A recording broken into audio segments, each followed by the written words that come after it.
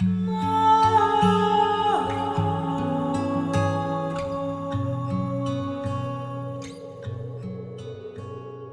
dear ones. This is Diomira Rose D'Agostino with Elemental Whispers podcast. I am excited to share with you a conversation I had with Cyd Dudgeon. Although we had never met, Cyd and I discovered we had so much in common, not the least of which is our co-creative experience with the she. And also, both of us have a connection to New Avalon. We talk about our experiences with New Avalon, and we were both surprised to discover how our work has seemingly dovetailed over the last few years, as if we were two sisters having never met, but still weaving with these realms in our own ways and working toward the same purpose. I have to admit that when you meet someone that is working in similar ways as you are, there is a kinship that is felt and also a sense of relief that reminds you that even though this road that is less traveled can be quite lonely, we are not actually alone. So meeting Cyd and having this conversation was such a joy.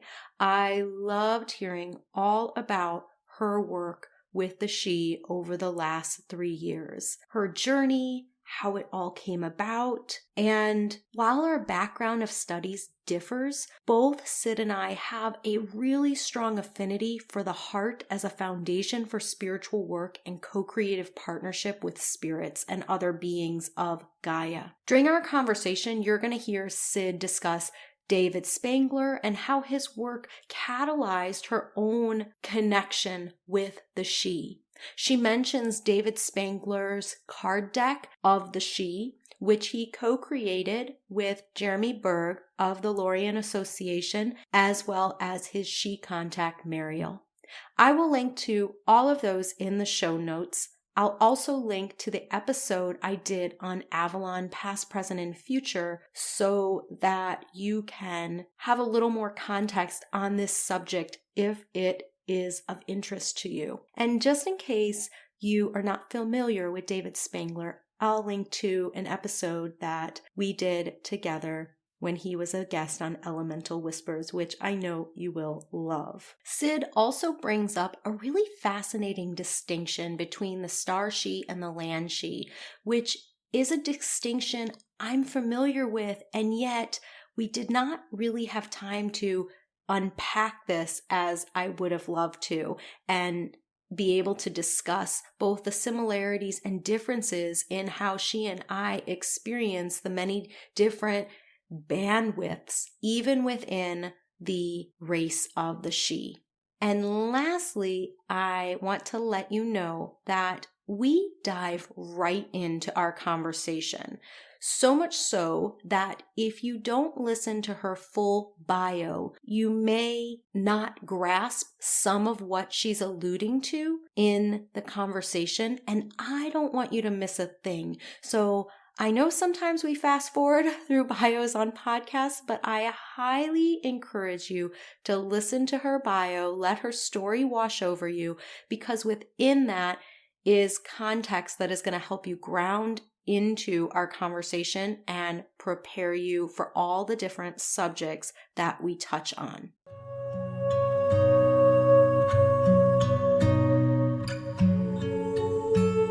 Cyd Dudgeon is a lifelong student and meditant of deep works of esotericism, primarily Rudolf Steiner's anthroposophy.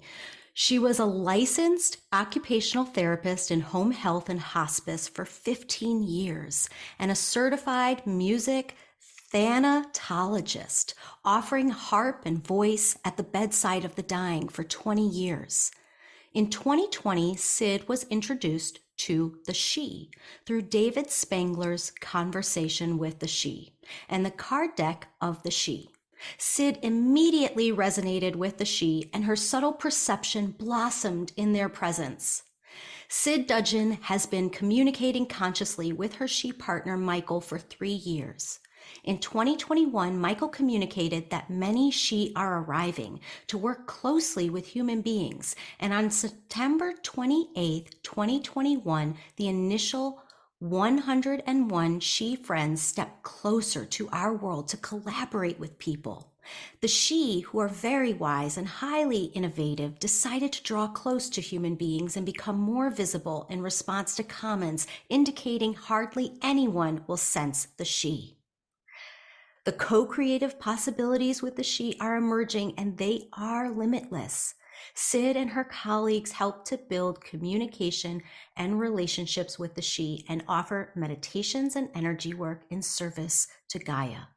Come and learn about this highly innovative endeavor initiated by the Sidhe and help to bring New Avalon out of the mists once again.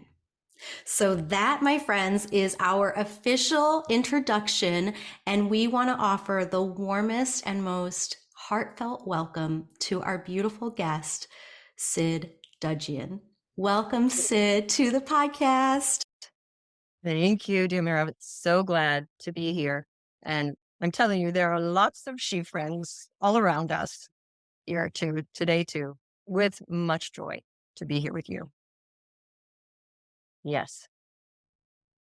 There was so much in that bio that I just read. And I know some people, even though the listeners to Elemental Whispers are, I would say, quite a bit primed for this kind of conversation about beautiful otherworldly spirit contacts and connection and how we can co-creatively partner with them. I do want to unpack so much that was stated there in that bio. And normally I would begin with your journey, but I was giving a lot of thought to this. And I think that I would like to begin, if it's okay with you, is I would love to start where we are now, presently, and hear about this body of work that you are co-creating. Let's hear all about it and how it came about. Very happy to do that today. This has been a great adventure, and it is a great adventure for anyone who has the opportunity to come close to the Sidhe. And many of us do have a connection to the Sidhe. Now, I'll say first, let's say about my journey, and then I'll bring in some things, because I think it's important to say how people can experience Sidhe very differently, because, Diomira, there are all different, Sidhe who have incarnated into matter differently. Some have incarnated into matter, as Michael says, like into their ankles, like ankles up to their shins, like the star Sidhe, the global Sidhe, the Sidhe that we work with, the Sidhe Mariel who came to David Spangler. And so these Sidhe energetically have a very high frequency. And so they're very different in communicating with them than beings that are much more incarnated into Gaian realms, like we are. I mean, we're very much incarnated into Gaia. Our beautiful bodies are made of all of the elements of Gaia. And the Sidhe are just so appreciative of our beautiful golden light within our bodies, of spirit and soul streaming through matter into the elements of Gaia. And when they come to us and they blend with us, they feel this. They feel this love in matter, and we have the capacity to feel their silvery starlit love that is connected to all realms. Because the reason that they're only up to their ankles is because they did not want to lose connection with the celestial realms. They didn't want to lose that connection. They wanted to stay in connection with Gaia, with the angelic realms, and with the starry realms, so that they could bring those energies into Gaia at the appropriate time. And the appropriate time is now. And I'm sure you know this because I'm talking to people, and I'm loving to hear all of the innovative ways that people are hearing their own call in great diversity. And this is mine, because what is happening here, I have not heard of anybody else doing what we are doing. And it didn't come from me. And I want to make that really clear. It came from the Sidhe. They are the ones who decided we need to find a way to reach people and them know that we are really with them and we're not going to leave them. Because they'll tell me, yeah, they just say, well, my life is so boring. They don't really want to be with me. Like, no, we want to be with you more than anything. We want to co-create with you. And we also want to bring these energies that Gaia is asking for her ascension and for your ascension and all of the human beings who are ready for this ascension. So these are the star Sidhe. But then there are also people who say, well, oh yeah, because I sense that there are Sidhe on my land. I sense that there are Sidhe on my land. And we have in our, work, with Michael and I, we have come across many groups of land Sidhe in the area and wooded areas. And when we were living in the desert, all parts of those areas, there would be this sense of this lovely energy there. And they'd become maybe a little bit shy, but they definitely had a different feeling of a little bit more density because they're connected and they're guardians of the land regions. And then there are also ones who have gone more deeply into matter to help with the Gaian realms and the evolutions of the fairies and the gnomes, because they're all on their own individualized journeys of becoming. And some Sidhe are helping with that. So some people say, well, I had this Sidhe, but they don't sound like the ones that you're working with. And that very well may be true because you're encountering different types of Sidhe. So that's important to know. So with my journey is when I heard about the Sidhe, I don't even know why, Diomira. I ordered the cards too. I ordered the cards and I ordered the book. And when the cards came, this is the card that I could see. You can't see it, but I'll explain it. It's a how. It is an entrance to a mound of the Sidhe. And on this card, there is this doorway that has stars inside and then the mound and stars above. And when I saw this, I was drawn right in. Boom. I was like, oh my gosh. And I turned it over. I said, I don't even know you. What am I doing? And so as I started on this journey, I started to read David Spangler's book, Conversations with the Sidhe. And I knew them. I knew that I knew them right away. It touched my heart so deeply. And I did exactly what David Spangler said to do. I went to the altar of consciousness. It's another card. And I go down these steps, and there's this little altar there, and it's all stone area. And I go and sit on the stone, and then pretty soon they put a purple towel there, and more comfortable. And I would appreciate them. That's what he said to do. I did it every day. And I was faithful. And at the time, I pulled a couple cards every day. And pretty soon, and I have to say, I was faithful to this. If you really want to have contact with the Sidhe, you can't do it once or twice a month and think, well, I tried. But no, because they're a different frequency. They're a very high frequency. And we're going to talk about this. Michael really wants to talk about, when we talk about our journey together, to talk about all the different ways he tried to communicate with me, because he was trying to figure out how I might best hear him. So I started to sense that there was a presence around me, but just like everybody else, thinking, well, because I know I'm working with that might be my imagination. And through this time, I've told this story before, I decided to make this hut up in the mountains. I made this hut and I thought, okay, this is going to be a place where we meet. And this is when I was living in Linden, Washington. So up by Mount Baker, this hut that had this nice picture window looking out towards Birch Bay. And I thought, okay, how could I make this habitable? So a place for the Sidhe and I to meet. So I thought, well, I think they're colorful. So we'll have a purple chair, 2 crimson chairs on the side. And I'm looking at them thinking, should we put some gold piping?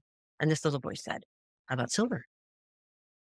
I think, who said that? Because I wasn't thinking that. I don't think that silver matches crimson. And he said, why don't you braid them together? We'll just braid them together, silver and gold. Let's just braid them together. And then all of a sudden, everything started braiding silver and gold all over everything. Oh, okay. All right. Well, then we can take these candlesticks and we'll make the candlestick holder silver and then the holder on the top for the candle gold. How about that? And he said, well, then we'll put silver and golden leaves all the way around. And then we turn them to face you and they look like flowers. He's the guy doing that. And I'm thinking, no, wait a minute. I would not have thought of that. I would have not have thought to do that. And so then he's just working magic all around. Like, well, we have to have a white Afghan here. And it has to have silver threads all the way through it. And then a white rug on the floor. And I said, that'll get dirty. And he said, not in our imaginations. Because I was saying, oh, this will get dirty in the mountain. So that was my first real conversation with Michael. And even though I could think, am I making this up? Am I making this up? But I know I wouldn't have thought of that. I knew I wouldn't have thought. So he was helping me design the place that we were going to meet. He was right there. And here's the synchronicity part. There's really two of them that came. One of them is that night I was reading Soren Harvest's book on elephant hunting. And in there, his she partner, Feldner, says, well, the she are connectors. We love to braid and link. We love to braid and link. He said we're going to just braid these together and link them all over their roofs. And there it was right there. At the end of the day, the synchronicity that they love to bring to you. That I would be reading this and there it would be that it was him. He's a connector and he loves to braid and link. And then the other thing was learning increasingly about what is the silver and the gold. What is the silver and the gold? The silver is them. The silver, they are starlit beings, silvery starlit beings who are connected to the starry realms. And they bring the silver and we bring the gold of the treasure of love streaming in water is golden. And it is a rich treasure we bring to the sheep. So they bring us connection back to ourselves and our own I being and connection to starry realms. And we bring them the gold of this incredible individuation that we have developed in separation and love streaming in. Together, we're magic. The reunion of these two positive streams of evolution, of humanity, of cosmic humanity, now come back together. Whoosh. And it is magical what we bring to each other. So this is one of the things I really want to tell people is that it's like I sense he's bringing the other half of me, or he's awakening the other half of me. And I'm kind of awakening the other half of him because he says we're still all in oneness. We have each developed our individuation to the extent that we can, being in oneness, but also stepping out and doing our own individuation. When we blend with you, when I blend with you, Michael says, feel myself so strong. I feel my own individuation. And it strengthens him. And I said, what does that make you more dense though? I don't want to drag you, down into matter because you need to stay starry. He said, no, it doesn't do that. Just helps me feel my individualization stronger. So we bring each other very special gifts. And I'm saying this because many people say to me, I just don't know what I'm bringing because I'm kind of a messed up human and I get angry and I do this. And the she are so patient and they just send their pure love. But Michael says, we've been waiting to do this so long. And we've stayed in these realms so we can bring you these gifts for you to heal all of your bodies and unfold your dormant senses all around that we have and that you have also, and open the heart space. Open the heart space to pure unconditional love. So that was quite a revelation for him explaining how important it was for us to begin to blend and me be able to unfold my entire being, my entire, as he said, huge starry being, way beyond the confines of your physical body. You all are huge shining stars on the earth. You'd always say this. You're all huge shining stars. You're big shining stars.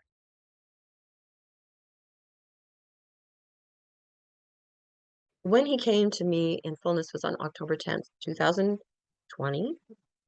2020. And I was playing my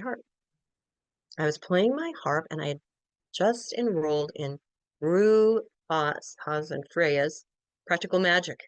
Imagine, I took my first class in Practical Magic, and afterwards I was playing the harp, thinking about what would I do for my project. And I could almost feel the energy coming, Diomira, from across the room. And it came right through the neck of the harp, which is the top of the harp, and it's got the two long pillar and the back and the sound box. And he came right through the neck into my heart and said, "Come dance with me, and we will weave our songs together in joyous harmony." And I got this huge download of all these possibilities that I could not even integrate, of the possibilities I was experiencing as all these possibilities of the future for us. So we began by creating music, because that was going to be our project. And I was scared to say, I said, but I have never worked with a subtle being before. I've never done this before. I mean, I worked at the bedside of the dying, and I could feel when people were leaving their bodies, and I could feel it energetically really strongly, and their etheric body gets very large, as big as the hospital, and they're moving away. I could feel that. But how was I going to communicate with him as we were just really beginning? And of course, he's never worried about anything. He's always positive. And so he started by doing something that I'd learned from anthroposophy. Be very quiet as you're going to sleep and as you're waking up. And when you're going to sleep, something might come through as a message, because you're right between worlds as you're going to sleep. And you're right between worlds as you're waking up. And that's what he told me to listen for. And so the next morning, I heard da da da da da da da da da da da da da da da. I heard him, and this melody came. I thought, oh my gosh, this is him. And I thought I would remember it. It was so distinct. But I lost it. So I got on the harp and I kept trying to recreate it, and I created a different melody. And then that night I said, please send it again. And in the morning he sent it again. And this time I immediately went and recorded it on my phone so I wouldn't forget it. And he said, but this is good, because what I gave you is the chi melody. And because you in your unconscious remembered it, you created a counter melody. That's the human melody. And so there we were, beginning to do this dance together. So that was one way to communicate. I was never afraid of him coming to the heart. And I know that some people might be afraid of that because of old wounds, but the She are pure love. And their favorite way of communicating is through blending. Their favorite way is to come and blend with your being, with your heart. And that way it's an energetic blending of your fields. And then they can communicate through the heart space, and these messages go because they communicate from the heart. So, firstly, I just want to acknowledge, did you say the date that you were sitting at the harp was October 10th? October 10th, 2020. Yeah. That's my birthday, October 10th. Oh my gosh. Wow. So I just wanted to insert that in there. Okay, there's a connection here. Guess what that is? That's a synchronicity. Yes, exactly. So you know what? I'm getting chills because he's saying this, like, this was meant to happen. He said this was one of the downloads you got. You were meant to be here with Diomira. Whoa. Wow, Michael. That's pretty cool. Very The cool. other fun little just tidbit that probably nobody that listens to this knows is that I secretly play the harp. And I say secretly because up until I was about 38, I'm now 41, I had never played a musical instrument in my life and had no musical understanding whatsoever. I don't read music. And I always had a connection to the harp. And so that's when I just started playing. I'm not a practiced harp player. I just enjoy myself with the harp. And what started to happen is that I received communications with the otherworldly forces. That's just been a very natural thing for me as part of my body of work for a very, very, very, very long time. But they did not happen in musical form because I did not consider myself a musical creature. But several years ago, they started coming in musically. And so the songs and words of songs, and I would be out in the forest and the songs and tunes, a tune of the river or a tune of a she that rises from a particular part of the earth or rises from this particular portal. And they all have, it's almost as if their own specific song begins to come through. And as I begin to hum it, there's a beautiful communion that opens in a really fun and heart expanding way. I just wanted to share that little synchronicity, that fun musical connection and birthday. So let me ask a couple of clarifying questions, just keeping in mind our listeners and also some questions that I have that I would love to hear your thoughts on. I feel like most people already know when we say she, who we are talking about. We are talking about the word Sidhe, right? And this is a Gaelic word and is the word that many of us have begun to use, some of us interchangeably for the fairy races, but those are different from the little people. These are, again, the shining ones. And Yes. and so I just wanted to drop in that context. I'm pretty sure everybody's there at that baseline, but I wanted to make sure. The other thing I wanted to ask you, you mentioned blending, and I could not agree more that there's this invitation for blending. But for me, there's a distinction, and I want to check in and see if you have the same distinction. In some spiritual circles, there is a practice or a tradition of, for example, transmediumship, where we leave our bodies, we let a spirit come in and begin to speak through us. And in my experience, that has not been the invitation from the she, nor would I personally be comfortable with that particular interaction myself. I don't let beings inhabit my body. It's a blending of soul consciousness where we allow like our energy fields to come together and then see what arises from that beautiful co-shared heart field. It's almost like a birth portal that opens up as we blend our hearts and blend our energy fields. But I'd love to hear from you. Do you make that distinction? How is it for you? You said it better than I could have, Diomira. Just what you said. It is a blending of energy fields. And no, everything that they do never requires us to leave, nor would I do that either. Because everything that they are doing is really helping us to become more us in our bodies. When I'm saying about being expanded, I'm not leaving my body in any way. My body is going through a metamorphosis. It is going Yes. through a metamorphosis with him, and it's because all of those different faculties were already there. They're just now unfolding. So no, it's not leaving. And some people may be more comfortable with telepathy, or like David would call it telepathy, because it has some feeling with it. And of the she that we worked with, they can do that. They can do it. It's not generally preferred because they don't use language. They use symbols and glyphs, but they know how to do it now just because they've been working with all of us and bring all these humans that they've been getting connected with now, and they're able to do it. But so they can do that telepathically, but you have to be able to quiet yourself. I just want to make sure that we get to this, because the number one thing for being able to communicate with them is inner stillness, going into the blessed stillness. And it's that high frequency, and you need to quiet your mind. I have some people say, well, I will never get rid of the racing mind. Well, that's going to make it challenging.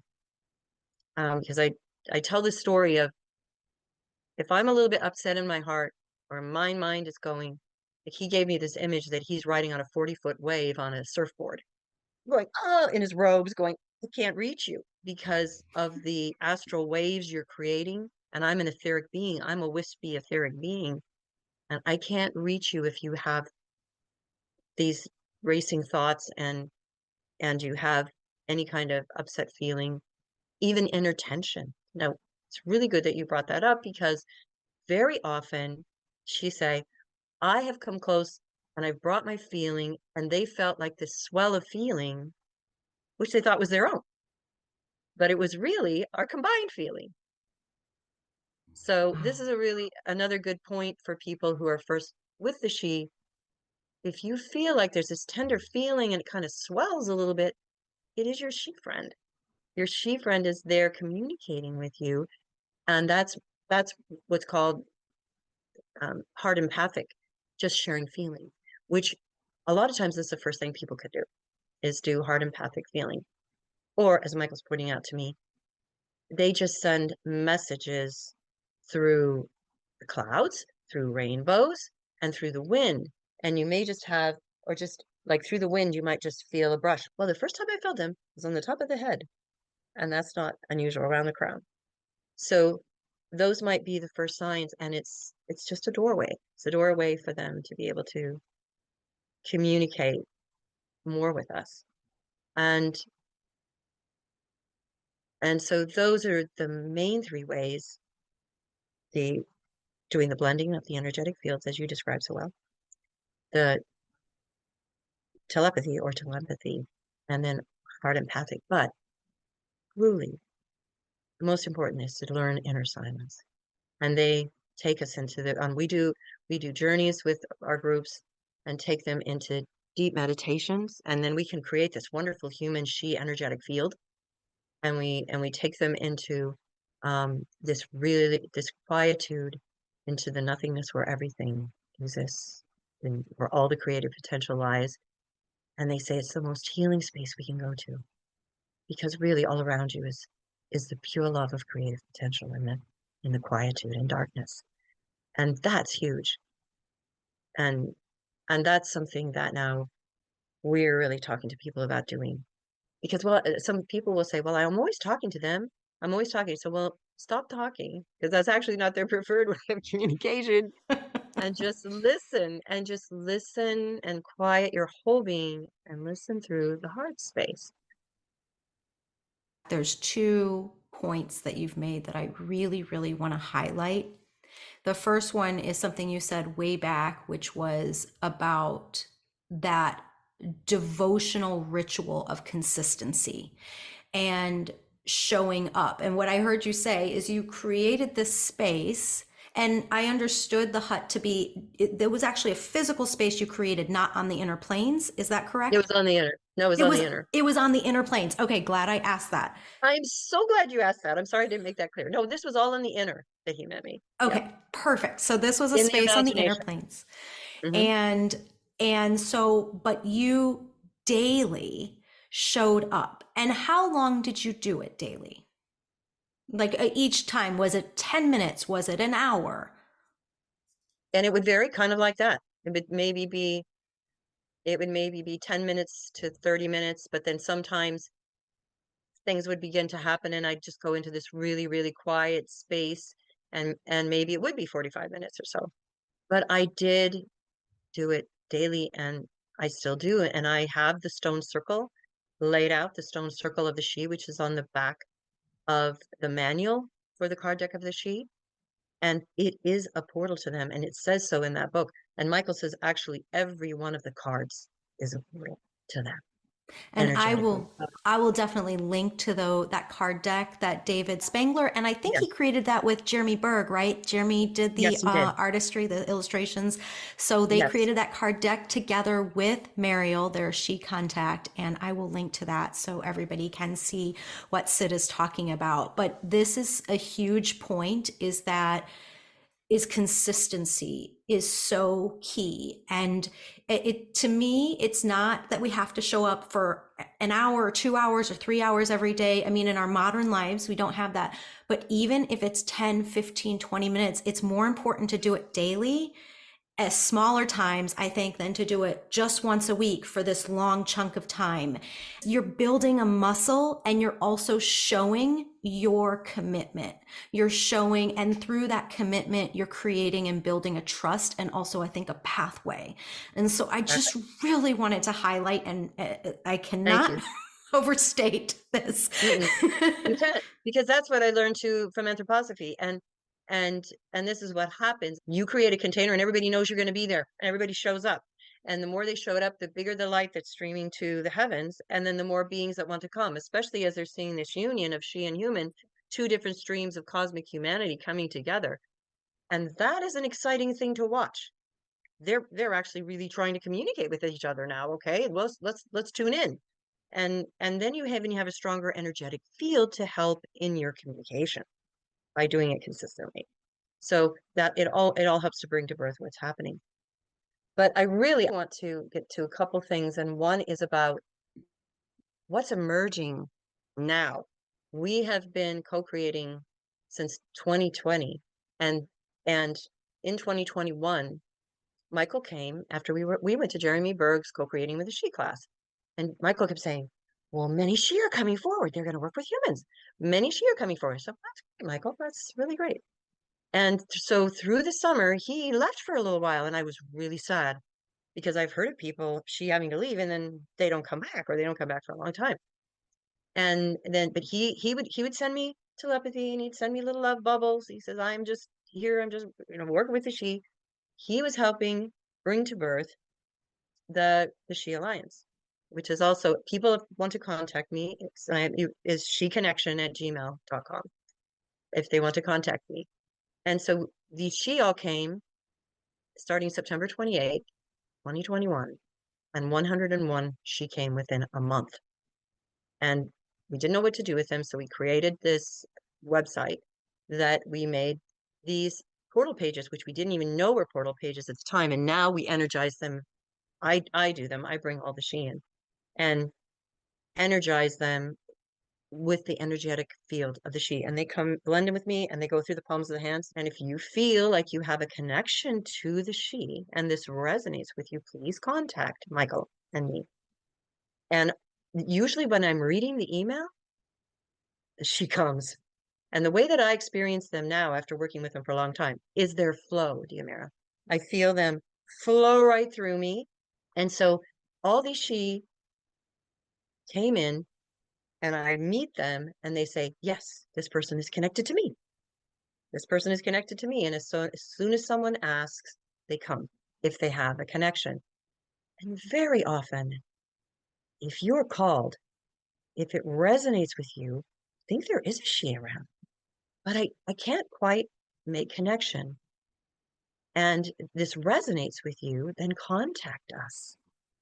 Then contact us at sheconnection@gmail.com. And then we'll just blend with the She, and I usually respond within a couple days and say, "Yes, this has come." And then with your permission, we create this portal page that becomes a portal, and it just helps with communication. And then we do a card reading with people.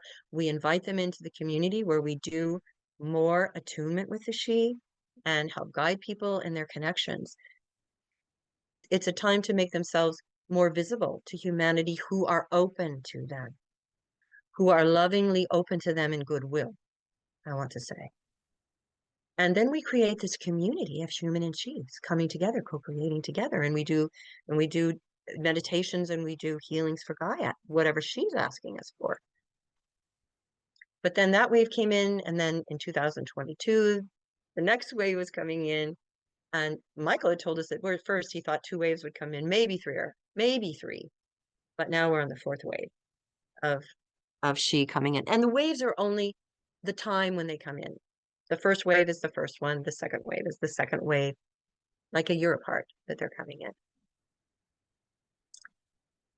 But what happens with this co-creation is the unfolding of the true being, of your true being. And what is your true being? And this is it. This is the card he wanted me to show you. And I'll explain it to you. And then Diomira is going to give you this reference to this card deck. And this is a sword in a stone. Looks very much like, King Arthur's sword. Excalibur, wasn't it? King Arthur's sword. And then there's a lion in front, looking very present, strong, resilient. He's very watchful. But there's this sword in the stone. And Mariel describes, and Michael reinforces, the stone is you, living in matter, spirit and matter. The sword is your individuality. The sword is the individuality, your higher self, your monad, your I am, your being at source, whatever you want to call that. And what Mariel said, and Michael reinforces this, is the Gaian kings and queens push the sword in of the individuality to come into sacred service with the all. Sacred service with the she and with all. And it awakens you when you push in the sword of your individuality and you decide, I am going to come in and serve the divine will. Be of service to Gaia and be of service to the star beings. And you become a Gaian king or queen. And what is then a king or queen? It is one who is operating from source of being, and the true intentions of their heart begin to pour through and into the world. And what happens when this happens? This is this opening of the door to the heart space in this stillness. And it's a surrendering of all we think we are, all we think we know, and it has to be all surrendered. It's never lost. It has to go all into the silence, just like a caterpillar that liquefies to become a beautiful butterfly. It has to completely metamorphose into something else. So you go into this inner silence and the heart door opens. One of the star beings kind of showed me, it's almost like, when you see a little seed and it's kind of all furled up, and as it's starting to push his head up, out of the earth, and then it opens up and then it blossoms, and then it's got this beautiful blossom. This is what happens with your heart. It unfurls, it kind of unfolds the etheric heart space, and it opens up into the universe within. The heart. The universe within. The etheric heart. And it's not the same as the physical heart. It is the infinite space, Diomira, that is within each one of us. These is what the great initiates. And it's like, what does that mean? Right. When you drop into that sacred space, what some even refer to as the tiny space in the heart, you literally are at the center of all of creation. And from that place, that is the stars within, right? Each of us, the stars within, literally. Yes. It's not a metaphor. That's what it's difficult to really impart that until you have that embodied experience. But it is truly the stars live within each of us. Yes. And dropping into that. And yes. The fact that you're mentioning the heart, I feel the heart is, it's been the foundation of my work, because I feel that it is the foundation of any connection with spirit and with the other world. And yes. I feel I started my spiritual journey at a time before social media. So we had the internet, but it was not like it is today. And something that I have found working with people, working with clients, especially people who are, a little bit even younger than me or around my age, is the dopamine and the way that the brains have changed due to social media and being constantly engaged. It's taking people a lot more effort to actually break free of that beta brain and to actually drop into the heart. And this is something that I didn't have this at the beginning of my journey. Oh, sure, we had to practice meditation and calm the heart and learn how to drop in. But once you had the tools, then you just had to sit and create the space. Now there's an added obstacle that seems to be in the way for a lot of people that have any kind of relationship with technology, because it almost feels like you have this other thing, this barrier in between. And so I just want to acknowledge that for people, that the heart is the key to all of this. And I feel like the heart tends to also, it somehow sets up this beautiful mechanism of helping all the conversations that sometimes we tend to have in the spiritual space around needing to create protection from maybe unwanted energies and maybe having to be extremely discerning. All of that becomes a moot point when you access the heart, because it creates such a strong energy field that nothing that is not resonant with the frequency of the heart is going to come into your field. So we don't have to proceed in fear. And the heart in and of itself has this beautiful discernment, I feel like, quality to it, that it just knows. It knows.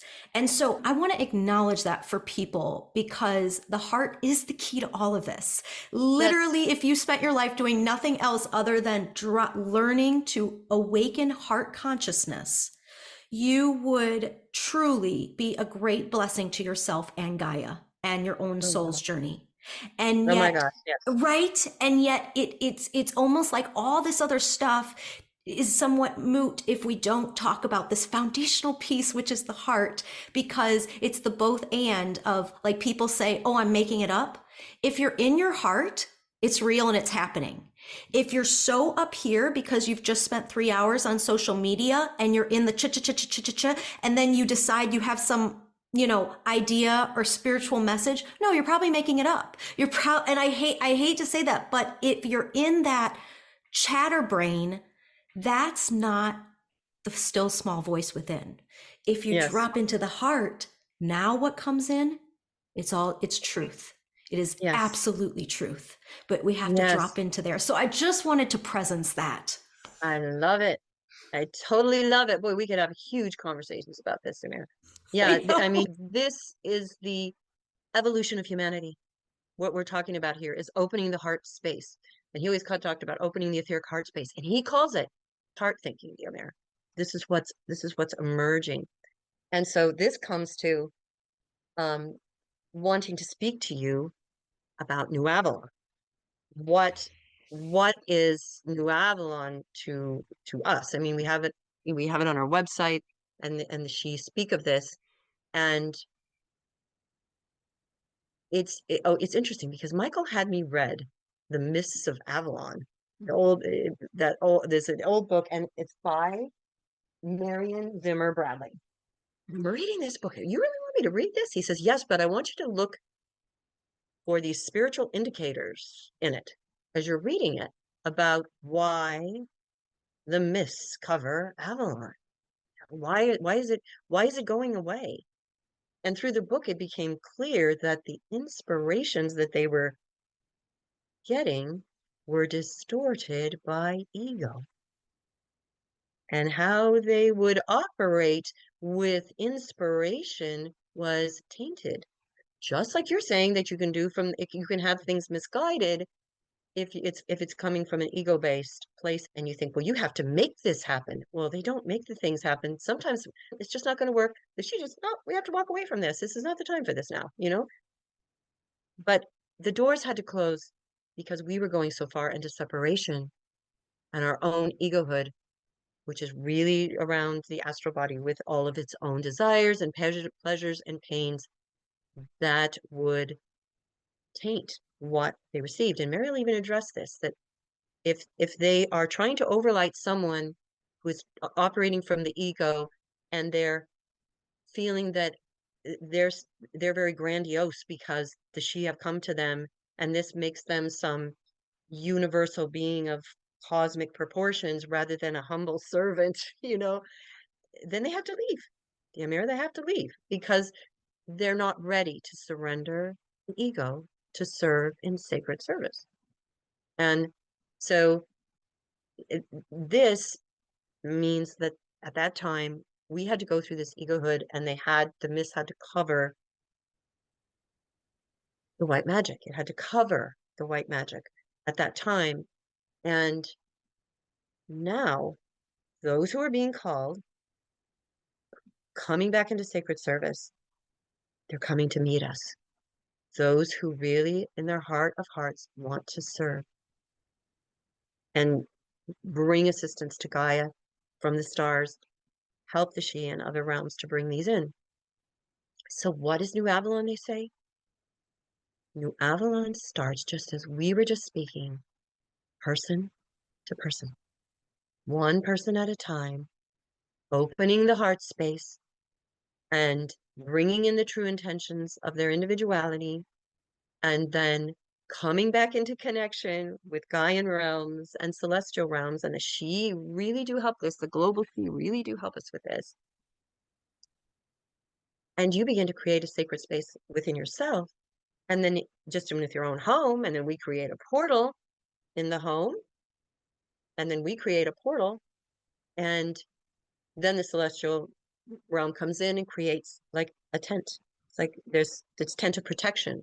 So when you're speaking, I totally want to reinforce about what you're saying about once the heart space is open and we're all operating, especially when we're blending in pure love. Michael says, this is the future of the world.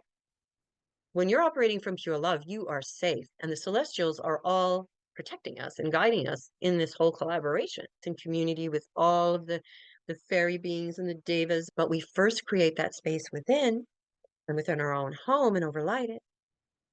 And there is the beginnings of New Avalon. And when I read what you wrote, and well, I just know that this is happening within my space and my home. And I'm just thinking, and they've told me the same thing is happening with us. The same thing is happening. And it is just the beginnings. It's just the beginnings. And each of us are beginning to do this. And it's opening these doors of sacred service once again in communion. I am so glad that you dived into this topic of New Avalon, because this is the thing that I've been chomping at the bit to talk to you about. I shouldn't even be surprised how much awe and wonder I'm in just hearing the synchronicities, the similarities, and the parallels of when you're describing your experience both with New Avalon and then how you have been working with this energy, with this energetic. And so I'm going to share now about my story with this, and we're going to see how it dovetails. I'm going to actually walk it back to your mentioning of the waves. So here's how this is very interesting and dovetails into my work.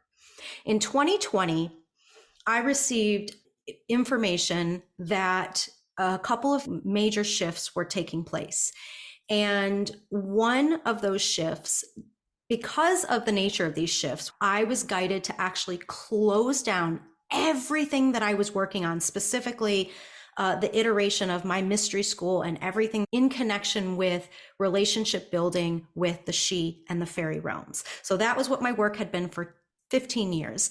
And they said, this has come to a completion at this iteration. It's complete. And so I mean, this was huge. I mourned it. There was a memorial. It was this beautiful and very deep grieving process that I went through. But it was in connection to Avalon. So when I was in my early 20s, my spiritual journey, what catalyzed it was my initiation that happened in physical Glastonbury. I was drawn there, never heard of it before. I found myself there and I had this deep initiation into faery and began my journey of remembrance. That was 2 decades ago. And from there, everything just took off. And Avalon, in connection with Glastonbury, but also the dream of Avalon, the energetic and the stories, was a very, very deep part of my soul and became a really important facet of the teachings that I shared. However, in 2020, I received the information that the old Avalonian, that's what they called it, the Avalonian dream was complete. And it needed to go through a purification period. And that was because over time, all these layers of distortion had really come one on top of the other to where now the pure essence that was beautiful, beautiful, beautiful intention and vision had been distorted and covered up, that you couldn't even see it.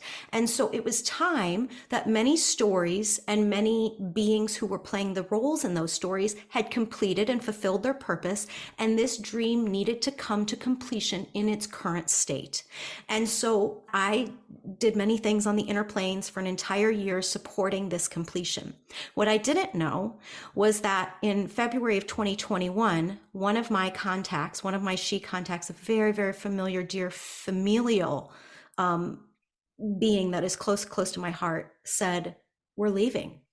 And he did not mean that they were leaving me, because that happens, right? When they leave and you shift.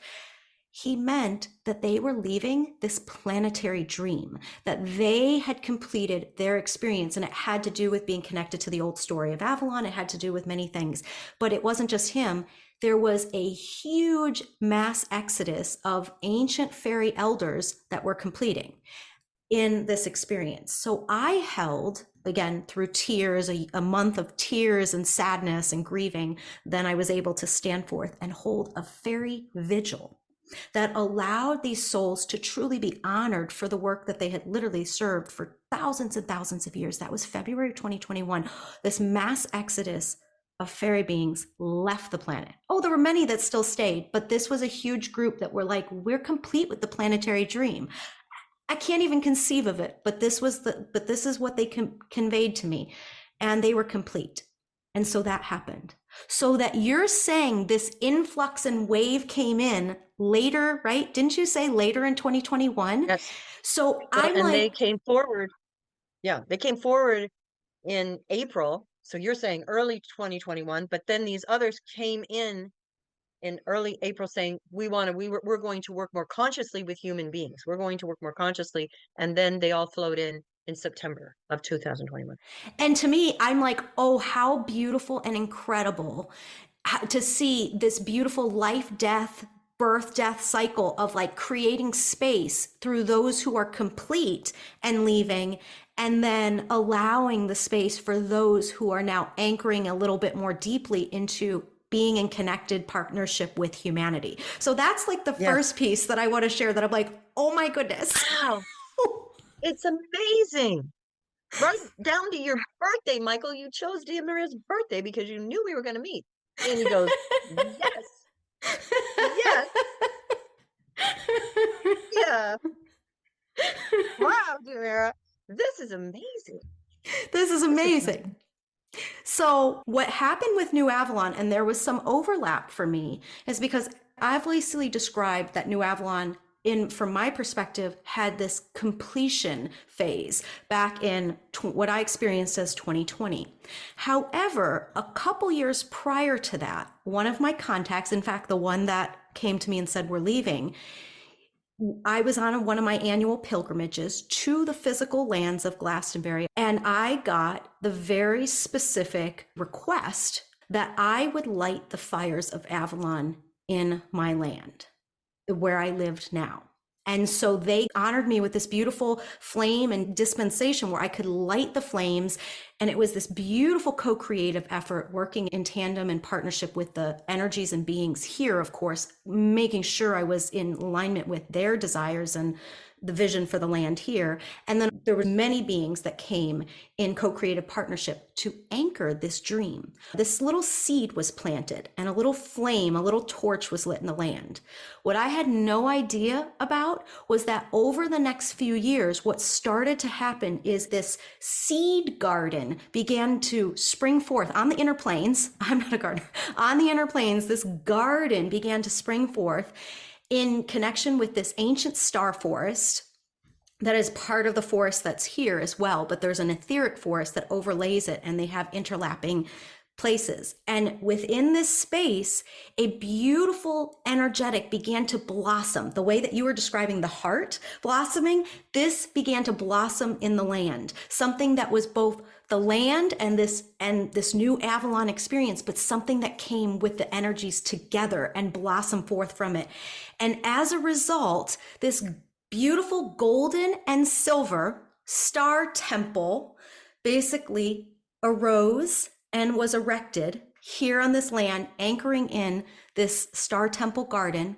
And from that point forward, beings from near and far began to come here.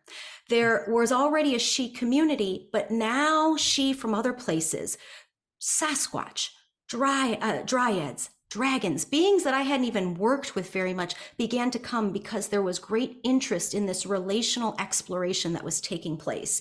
And so this was truly an experiment in relations, not just between she and humanity, but also between all of Gaian, like the sacred ecology and the Gaian folk, all the Gaian folk, with us included, humans included. And so that's what's happening here at my home. And it's just taken off from there. And so now everything that I do, all my programs are anchored within this New Avalon template.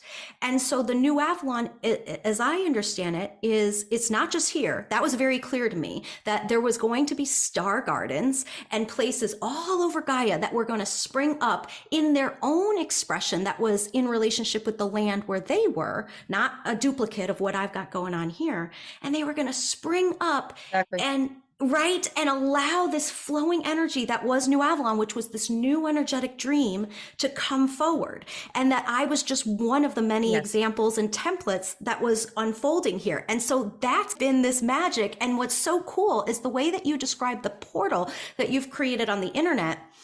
That's essentially what I've created here at my home. And so when people come here, not guests, like guests, most people come to have a dinner at my dinner party. They have no idea what's going on back there unless they're sensitive and they're on the tip.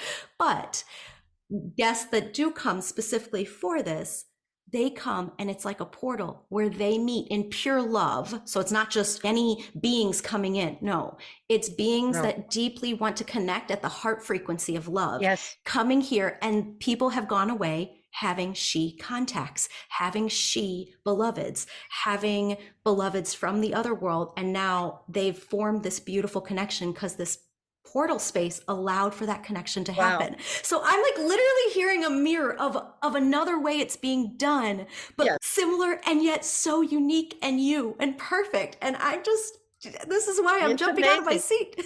Oh my gosh, Diomira. I mean, just as you're saying this, because yes, Michael and I are connectors, Diomira. All these beings are coming to help us. But as we talked about, it is so important to first connect to yourself and your own heart space in order to then be able to work in pure love, Diomira, to work in pure love, to serve in pure love. And that is our mission, is to help others do that. And She-Human coming together is such a beautiful way to do it, because the she that we work with live in pure love, and they are pure love. If you feel a connection to the she, they just warm your heart with their pure love.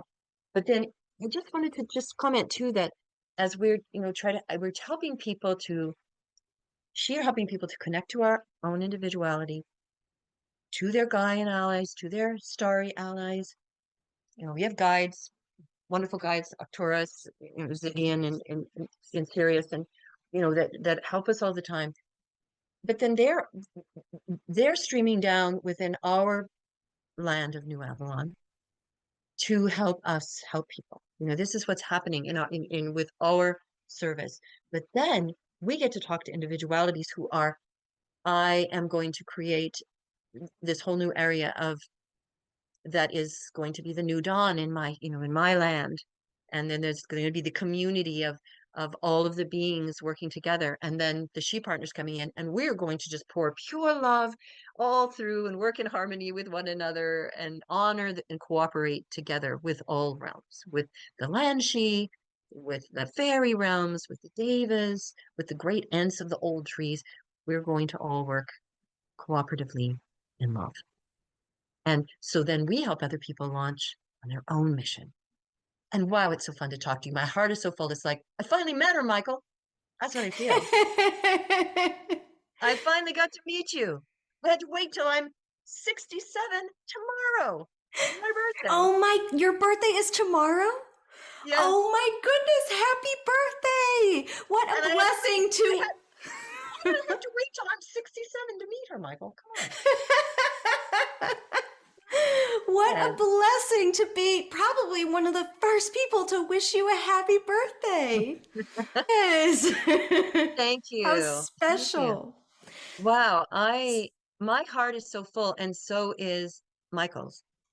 He is just right here, just filling me, with his love for you and for this whole opportunity for us to really start to unfold these possibilities of New Avalon. Yeah.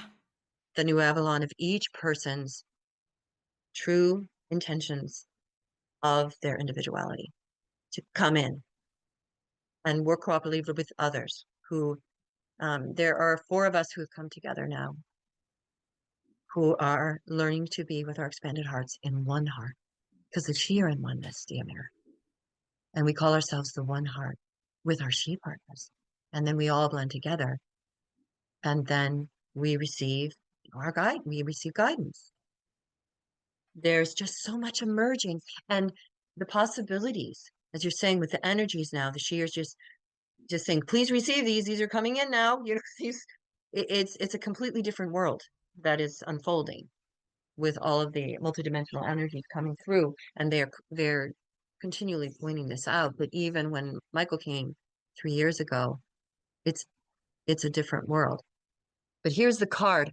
This is the synchronicity for you today. Is the card in the she card deck, the beautiful card deck, was this one, and it is card with a hill and a stone circle on the top, which is Cavendish, and a swan in the foreground, the swan boat that you take over. It's called the Promise. Do you know what it's the promise of, Diomira? New Avalon. And that was the card that was the theme. The first card I drew this morning was for our talk, and he said, New Avalon is emerging. New Avalon is emerging. Because the she are the guardians of the stone circles. They're the guardians. The shining ones are the guardians of the great stone circles, which are the great vortices of the world. And I love this card. You have no idea the incredible synchronicities that are encoded in this card for me, specifically connected to both Kalanesh and also Swan. Huge, huge, Kalanesh. Huge. What? What did you say? Kalanesh. I know Kalanesh. Kalanesh. I know Kalanesh. I know Kalanesh with all my heart. Me too. It's my heart, Diomira. Oh my gosh, it's my heart. Kalanesh is my heart. I know every shining one there. Oh my gosh. This is so amazing. I have visited over 80 or 90 sacred sites the world over. When I visited Kalanesh, and it was by no means for a second, it was way, way, way late on my journey, only a few years ago. It was one of the only places that from the time I stepped into the circle, I was a pool of tears. An absolute pool of tears, because I was home. It was beyond words. It was pre-verbal. It went straight to the heart, the depth of my heart and the depth of my soul. Me too. Me too. And you know what? When we arrived, Michael said, we're home now. You're home now. Oh. You're home. We went in 2000. We went September 24th, 2022. At Michaelmas. We always go at the celebration of the Archangel Michael. The big things happen. That's when the she came in because the esoteric day is, Michaelmas has always been known as September 29th, but the esoteric day runs from 6 o'clock the night before to 6 o'clock the day of. she started coming in the night of the 28th. And we were opening portals in Callanish at at that same time the next year. Oh my gosh. My sister, Diomira, what do you Oh. know? Oh my goodness. Oh, Cyd, this has been so expansive, so heart expansive, so magical in more ways than I even have Boy, the words Sidhe for. are working their magic today. They are. So as we come to these last few minutes of our time together I know that we will have time together in the future. I'm seeing reverberations of connections between us. And is there anything though for today that you and Michael want to share in closing? Michael, they are here now, he says. We're not going anywhere. We want to help you if you choose it. You will always know a benevolent being if they leave you free and if they are of love. But we are here to be by your sides in your becoming and helping you reconnect to who you are and your mission for this life. He's just opening the door. He's opening a door, saying, come on in to your own being. And they're beings of pure love. And pure love heals everything. Yes. He's saying pure love heals everything. So come through the door if you want to, if you're ready. And if you feel a connection to us, contact us. If you feel a connection and you feel like there is a she around you, you can answer the call. And they just extend the invitation to come home. Back into connection is home in oneness. You still have your individuality and your sovereignty and your mission. But you also then are in communing and all the blessings that come from being a community with all realms. Yes. My sister, Diomira. Thank you so, Wow. so much, Cyd. Thank you so much. Will you please once again share with everybody your website and also the manifold ways that you may be connected with? Yes, well, I'm going to tell you that we are building a new website, sheconnection.com. It's easy, sheconnection.com and sheconnection@gmail.com. And we're expanding with the guidance of the she. It's something that the she are really strongly guiding us into for this open-heartedness and then bringing these initiatives into the world to help humanity, to help people awaken, which I know you're doing too, my sister. Dear sister, sister of the Etheric Heart. Yes, exactly. Oh my Thank gosh. you so Just much. love to you. Michael and I send our love to everyone. Love of the she, the love of she human co-creators all together. We send our love. And everybody can do this right through your hands. Our hands are receptors and disseminators of love. The she telling you. And it is true. Love to everyone. Thank you so much. You're so welcome. Thank you for being you.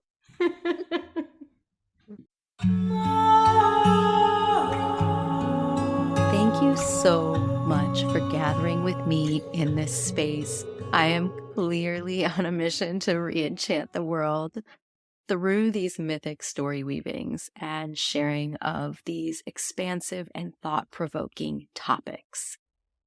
So let me ask you, Have you ever felt the swirling of remembrance in your heart, as if the mystery of life is whispering to you? If so, you might relish my book, Initiation, My Fairy Soul Awakening. It's an epic memoir that will take you on a mystical journey of remembrance. From the mountains and jungles of Peru, to the sacred hills and wells of Avalon, to a mysterious island in northernmost Scotland.